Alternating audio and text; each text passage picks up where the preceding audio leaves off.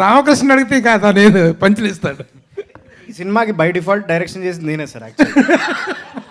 ఆయన షార్ట్కి వచ్చి నన్ను అడిగేవాడు, చేయొచ్చా, అది చెప్పచ్చా, ఇలా లాగచ్చా, ఈ లెన్స్ పెట్టచ్చా అని. ఏదో చేసుకోపోవా అని చెప్పేవాడు నేను.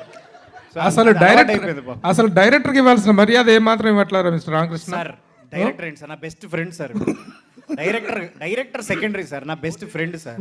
మేము ఇద్దరం కలిసి నారాయణ కాలేజ్ గేట్లో బయట నిలబడ్డాం సార్. షూట్లో టెక్నీషియన్స్ అందరూ కూడా సడన్ గా తిట్టుకునేవారు, నిజంగా గొడవ అవుతుందేమో అని అందరూ చూసేవారు. ఒక 2-3 నిమిషాలు నిజంగా పడేది అందరికి.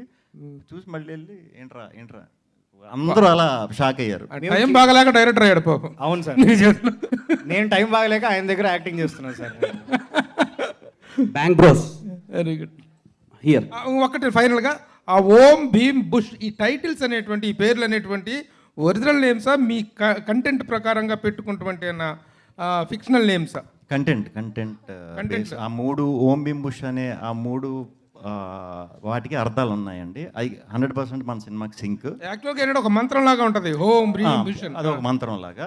అండ్ వర్డ్స్ని సెపరేట్ చేసి చూసినా కూడా ఓం అనేది ఫస్ట్ వర్డ్, బుష్ అనే భీమ్ అనేది బలంగా ఇది ఉంది, బుష్ అనేది ఇంకా బుష్కి ఇంకేం కారణం లేదు. ఈసారి నుంచి బుష్ అర్థం ఎవరంటే రాహుల్ రామకృష్ణ.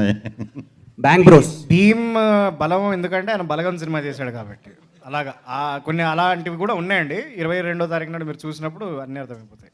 బ్యాంక్ బ్రోస్ చెప్పండి, బ్రో అని అడుగుతున్నారు. సో బేసిక్గా ఇప్పుడు రిలీజ్ అవుతున్న సినిమాలో హీరోయిన్ బాగుంటే వెళ్దాంరా అని ఒక బ్యాచ్ ఉంటుంది.